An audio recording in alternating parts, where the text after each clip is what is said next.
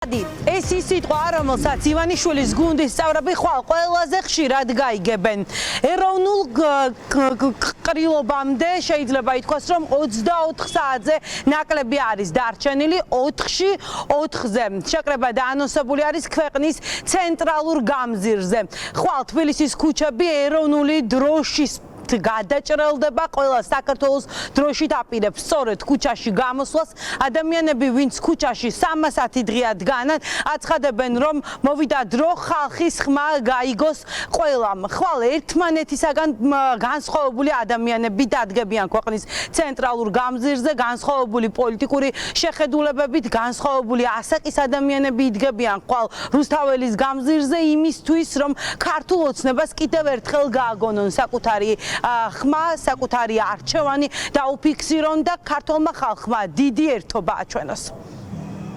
ჩემი მოტივატორი არის ჩემი თავი, ის რომ მე სიმართლისთვის ვიბრძვიდა ჩემი ქვეყნისთვის, ამიტომაც იქამდე ვიბრძოლებ, სანამ არ გავიმარჯვებთ. ეს იქნება ჩვენება რეჟიმისთვის, რომ ხო, თქვენი დრო დათვლილი არის და რაც უფრო მალე შეეგუებით ამას, ალბათ თქვენთვის უკეთესი იქნება.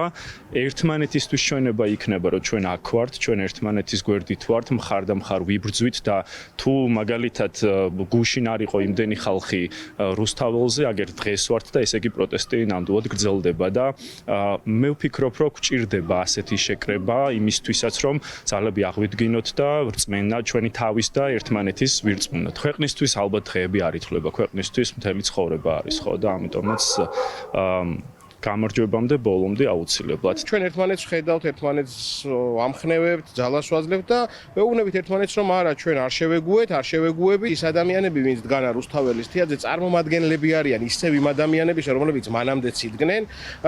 უბრალოდ ელოდებიან იმ მოცემულობას ის ადამიანები, რომლებიც სახლში არიან, რომ დასჭირდება უკვე პროტესტს საკუთარი მათი თავით და ისინი მზად არიან იმისთვის, რომ ასე ვთქვათ, მშვიდობიანად ქუჩაში ისევ გამოვიდნენ და დაიცვან თავიანთი ღირსება. გამარჯვებას მოიტანს ამაში დარწმუნებულები არიან სინდისის პატიმრების ოჯახის წევრები, მშობლები, მათი ძები და ძმები.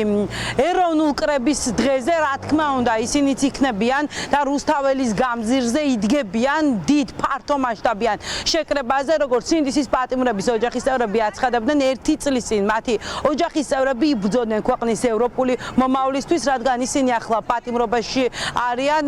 ხვალ მათი მშობლები, მათი დები და ძმები დადგებიან ქვეყნის სამსახურში და ყველაფერს გააკეთებენ იმისთვის, რომ უკანონო პატიმრობა სინდისის პატიმრების მალე დასრულდეს.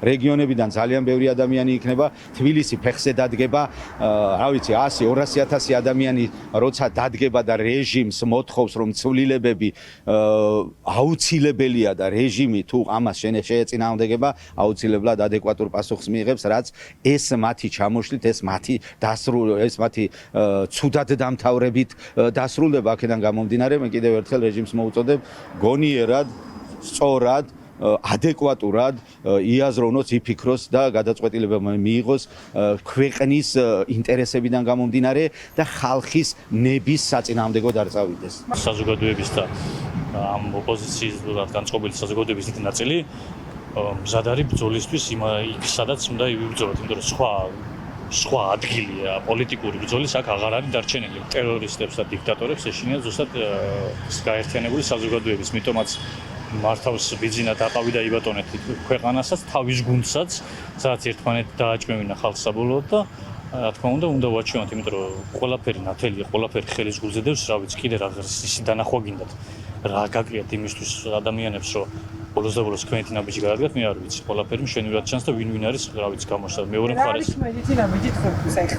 მინიმუმ გამოსვლა იქ და მშვიდობიანად, რა თქმა უნდა, როგორც აქამდე ვაკეთებთ, იქ დგომა იქამდე სანამ ესენი ისეთ ნაბიჯს არ გადადგება, რომელიც ჩვენი ქვეყნისთვის და ჩვენი საზოგადოებისთვის არის სასიცოცხლო მნიშვნელოვანი. არაერთი დღე არის, რაც ჩვენ რუსთაველზე ვდგავართ და მნიშვნელოვანი არის, რომ ამას მოყვეს კულმინაცია და ჩემი აზრით და ჩემი ღრმა რწმენით 4 ეს არის ძალიან მნიშვნელოვანი თარიღი, რომელსაც მთელი საქართველო ელოდება. დარწმუნებული ვარ, რომ 4 ოქტომბერი იქნება ის დღე, როდესაც რეალური ცვლილებები დგება ჩვენს ქვეყანაში არა არჩევნების გზით, იმ გაყალბებული და აწუկო გაყალბებული დარწმუნებული ვარ არჩევნების გზით, არამედ ხალხის თავისუფალი და დამოუკიდებელი ძალის მეშვეობით.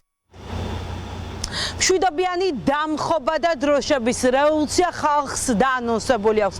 საქართველოს მოქალაქეები ემზადებიან ხვალინდელი დიდი შეკრებისთვის.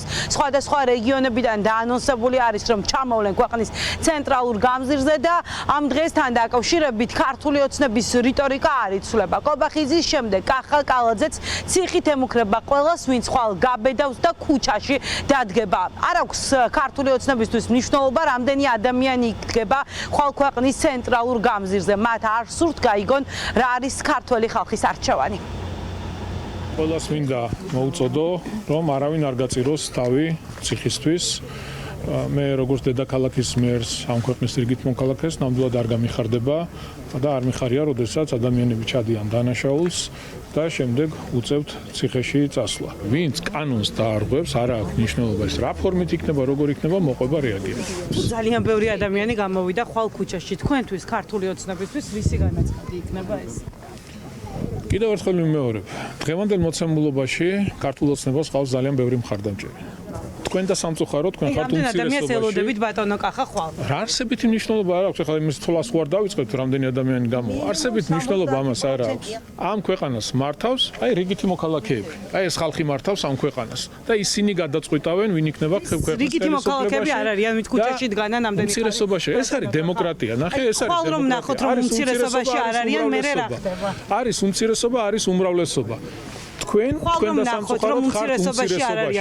ქართულ ოცნებას მთელი საქართველოსთან აპირებენ მაღალი ლეგიტიმაცია, ქართულ ოცნებას აქვს ძალიან დიდი მხარდაჭერა და მოგიწევთ ამას შეეგუოთ კიდევ ბევრი წლის განმავლობაში.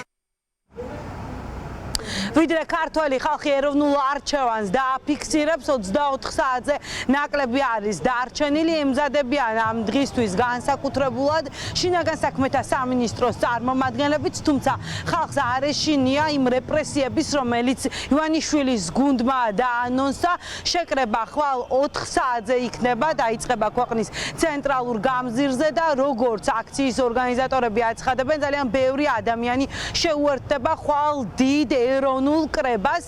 რა თქმა უნდა, ამ დღეს განსაკუთრებულად პოლიტპატიმრები და სინდისის პატიმრები ელოდებიან, გზავნილები ვრცელდება სხვადასხვა პენიტენციური დაწესებულებიდან, მოუწოდებენ მხარდამჭერებს, რომ ქუჩაში გავიდნენ. ხვალ არის დღე, როდესაც ქართულმა ხალხმა კიდევ ერთხელ საკუთარი არჩევანი უნდა დააფიქსიროს და ივანიშვილის გუნდს დაანახონ, რომ მათი პოლიტიკა მიუღებელი არის. ითხოვენ ახალ არჩევნებს, ითხოვენ სინდისის პატიმრების გათავისუფლებას და რაც მთავარ მოთხოვნად სახელდება არის ის, რომ ივანიშვილის გუნდმა ქვეყნის მართვის სადავეები უნდა დათმოს.